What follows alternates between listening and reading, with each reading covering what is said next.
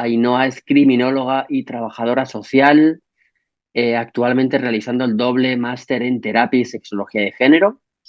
Las áreas que más le interesan dentro de la sexología son lo relativo al género, la diversidad, la educación sexual y todo ello desde una mirada interseccional. Feminista, curiosa y ambiciosa. Le encanta aprender y disfruta haciéndolo. Firme creyente del cambio social hacia una sociedad más feminista, justa e inclusiva.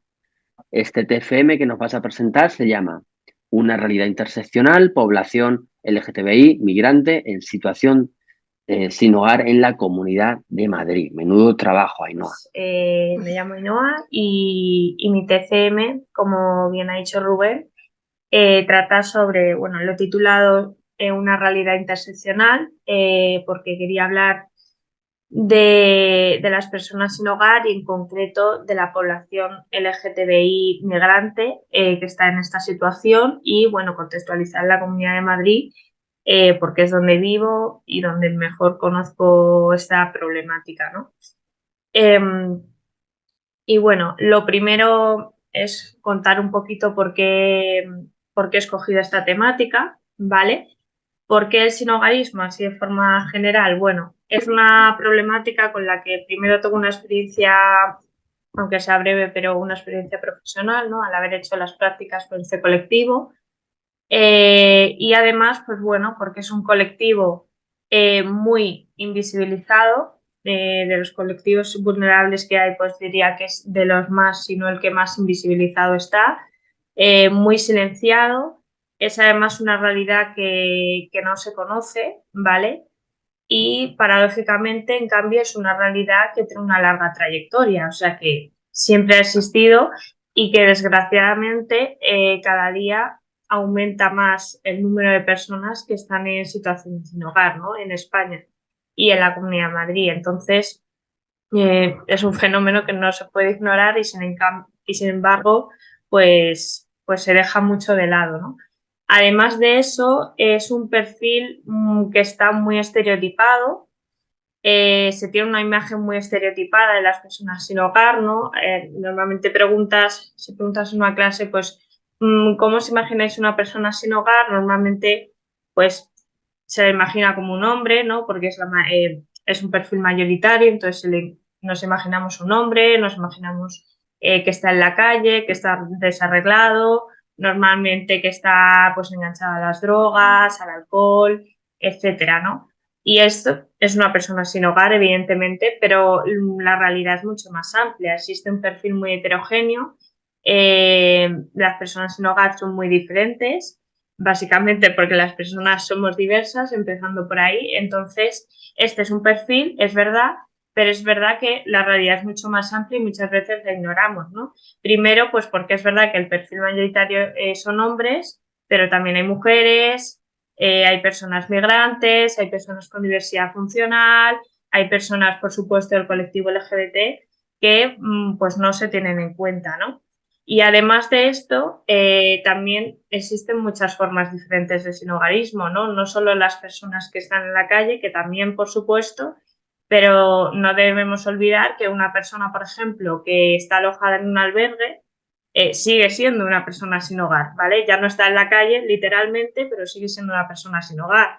O una persona que ya no puede seguir pagando su alquiler o la han desahuciado y tiene que irse, bueno, afortunadamente, entre comillas, pues puede vivir mientras en la casa de un amigo o de un familiar, pero sigue siendo una persona sin hogar, ¿vale? Aunque no esté en esa situación de calle como tal. Entonces, bueno, la realidad es mucho más amplia de cómo se tiene entendida. Entonces, por eso he escogido este tema, porque está, pues eso, muy invisibilizado y se tiene una imagen, pues, muy reducida de lo que realmente es, ¿no? Y bueno, pues por otra parte también he elegido, bueno, he querido centrar o he querido poner el foco dentro de las personas sin hogar en el colectivo LGBT y migrante, ¿vale? ¿Por qué? Eh, pues porque es un colectivo que está todavía más invisibilizado, ¿vale? Normalmente bueno, normalmente no se tiene en cuenta en los recuentos oficiales de personas sin hogar, no se tiene en cuenta nada relacionado con la diversidad sexual y de género. Es algo muy binario, se tiene en cuenta si es hombre o si es mujer, pero nada más allá, ¿vale? Con lo cual no se tiene en cuenta esta realidad. Y además se ha visto y se ha comprobado que esta población, igual que otra población, pues tiene un colectivo, tiene unas necesidades específicas dentro del colectivo de personas sin hogar y que no están siendo atendidas y sobre todo que faltan recursos, ¿vale? Y por eso he querido hacer este trabajo, pues para darles a la visibilidad, aparte de para yo adquirir también un mayor conocimiento, porque es un tema que me interesa mucho de cara a dedicarme también profesionalmente, ¿no? Y luego, por supuesto, porque como con cualquier colectivo y cualquier ámbito hay que tener en cuenta la diversidad sexual y de género, pues porque somos personas diversas, entonces es algo que no podemos ignorar y es un tema que hay que tener en cuenta. Estemos trabajando con mujeres, estamos trabajando con personas sin hogar, estamos trabajando con personas con diversidad funcional, estemos trabajando con el colectivo que estemos trabajando, ¿no? Entonces, bueno, pues en suma creo que es un tema, me ha parecido que es un tema que tiene una relevancia social e interés sexológico y también pues por esa motivación personal, como he dicho, porque es un tema que, bueno, me ha tocado, bueno, no personalmente, sino al que he tenido la experiencia de poder trabajar con estas personas y me ha parecido interesante tratarlo en este trabajo.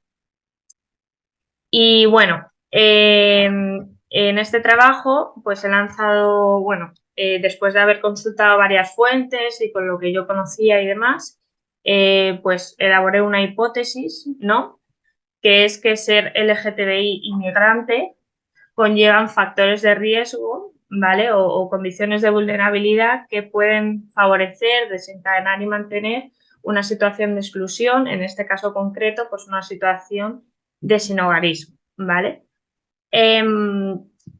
Bueno, porque también me quise centrar, aparte de que fuera población del colectivo en personas migrantes, pues porque la mayoría, primero el sinhogarismo en general, hay muchas más personas migrantes que nacionales, pero es que el colectivo LGBTI el porcentaje es aún mayor, el de personas migrantes, ¿no? Y luego veremos un poquito también por qué.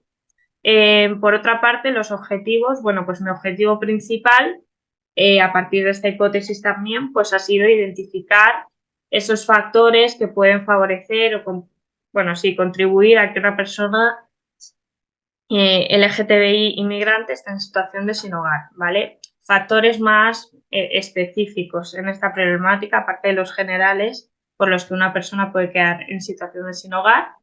Y como objetivos secundarios, pues me planteé identificar los motivos migratorios de las personas LGTBI, el motivo por el que elegían España como país de acogida, conocer también las expectativas que tenían estas personas antes de llegar a España, ¿vale? O sea, qué idea tenían antes de venir y luego, pues, cuál ha sido un poco la realidad que se han encontrado aquí, si, con qué percepción venían también sobre la protección de los derechos LGTBI, cómo ha sido un poco la realidad. Después me planteé identificar y analizar las razones que pueden llevar a que una persona LGTBI inmigrante pues, a estar en esa situación de sin hogar, ¿no? Esos factores. Identificar también dentro del colectivo LGBTI inmigrante pues, qué subgrupos, ¿no? O qué categorías pueden ser más vulnerables en una persona, pueden conllevar mayor riesgo. Y por último, conocer un poco pues, también el marco legislativo, algunas estrategias y programas que existen a nivel internacional, nacional y regional, que es lo que se está haciendo ahora mismo para satisfacer las necesidades del colectivo, ¿no? Aunque bueno, aquí no me voy a centrar mucho en lo de las estrategias porque quería darle más importancia a los primeros capítulos. Bueno, y el marco teórico pues lo he dividido principalmente en 3 capítulos. El primero, pues, ha sido una aproximación general al fenómeno del sinhogarismo, bueno, donde he hablado del concepto y de un poco las características, ¿no?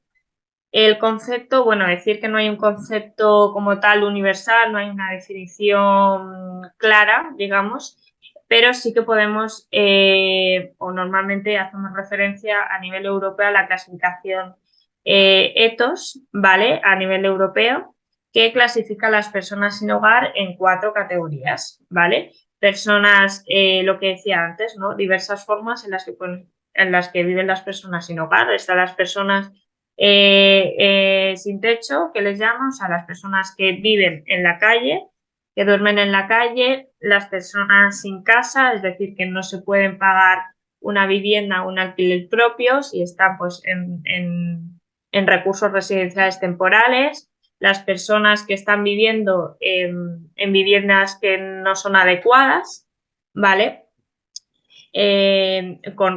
También inseguras, que están en riesgo, por ejemplo, de desahucio, e inadecuadas, por ejemplo, pues personas a lo mejor que viven 6 personas o una familia muy, muy numerosa en un espacio que obviamente pues no, en el que no pueden vivir de una manera digna, ¿no? Y todas estas personas, como decía antes, también son personas sin hogar, ¿vale? Por eso es importante que no solo tengamos esa imagen de la persona en calle, ¿no? Que también, pero es mucho más amplia la realidad, ¿no? Y por eso digo que o sea, cada día aumentan más las personas sin hogar y que si ya hay personas en la calle, pues imaginaros si tenemos que contabilizar todo esto que estamos aquí comentando, ¿no? Bueno, es un fenómeno complejo que está relacionado con muchos factores, con la desigualdad económica, con la exclusión social, ¿vale? Es la forma más extrema de exclusión social que existe. Y también algunos autores hablan de que es un fenómeno social, ¿no? ¿Por qué? Porque no solo hay que hablar de factores individuales, sino sobre todo de factores estructurales, ¿no? Claro que una persona puede terminar en situación de calle pues por factores más individuales o por circunstancias que haya tenido más personales, digamos, pero los factores estructurales siguen estando ahí, es decir, los obstáculos para acceder al mercado laboral que sufren muchas personas, los obstáculos para poder acceder y mantener una vivienda, ¿vale? Esos son factores estructurales que no dependen tanto de la persona, ¿vale? Y también hay que tenerlos en cuenta. Y luego es muy importante resaltar que conlleva una falta de garantía de derechos absoluta y además es una situación en la que se produce mucha violencia hacia estas personas. Como decía, en general es verdad que la mayoría son hombres, pero volvemos a lo mismo, el perfil al final es muy heterogéneo y además está aumentando bastante también el número de mujeres por temas relacionados con violencia de género, también los jóvenes y las personas migrantes que, como he dicho, superan a las personas nacionales. Y otro dato también que nos hace reflexionar es que la mayor parte del sinhogarismo permanece en esta situación más de 3 años en situación de sin hogar, ¿vale? En cuanto un poco al contexto en el que nos encontramos, pues bueno, nos encontramos obviamente en un contexto en el que hemos vivido varias crisis económicas y sociales. Bueno, la más reciente, la COVID-19, que obviamente ha afectado a que haya más personas en situación de sin hogar, más que antes todavía. Y bueno, no solo eso, sino que las que ya estaban, pues evidentemente su situación se ha agravado y se ha complicado más. A esto le sumamos pues, las dificultades que hay para acceder a la vivienda, ¿no? Los alquileres cada vez están más caros, las familias tienen que emplear más del 40% de sus ingresos para poderse pagar pues, un alquiler. Y bueno, que con la pandemia pues las viviendas se han vuelto cada vez más inadecuadas, ¿no? Por lo que he dicho también, porque muchas veces viven muchas personas en un espacio muy pequeño. ¿Tienen un techo? Sí, pero no es una vivienda digna, evidentemente, para que pueda habitar una persona, ¿no? Luego, pues evidentemente el desempleo es un factor de exclusión social, pero no solo el desempleo. Ahora también el empleo tampoco es un factor de inclusión como antes, ¿no? Porque ahora tener un trabajo no te asegura nada. También hay muchas personas sin hogar que tienen un trabajo, ¿no? Y a lo mejor puede sonar un poco chocante, pero es así, porque al final el trabajo es muy precario, las personas siguen sin llegar a fin de mes o tienen que estar empleadas en 3 trabajos a la vez y aún así viven en la calle, ¿no? O en un albergue. O sea, que tener un empleo ni siquiera ya nos asegura esto. Y luego, bueno, que muchos de los recursos asistenciales están cubiertos por el tercer sector, ¿no? Y hay una escasa financiación pública. Y bueno, luego centrándome un poquito ya en lo que es el sinhogarismo LGTBI inmigrante, ¿vale? ¿Cuál es la situación? Bueno, pues que se han visto incrementadas las solicitudes en recursos específicos.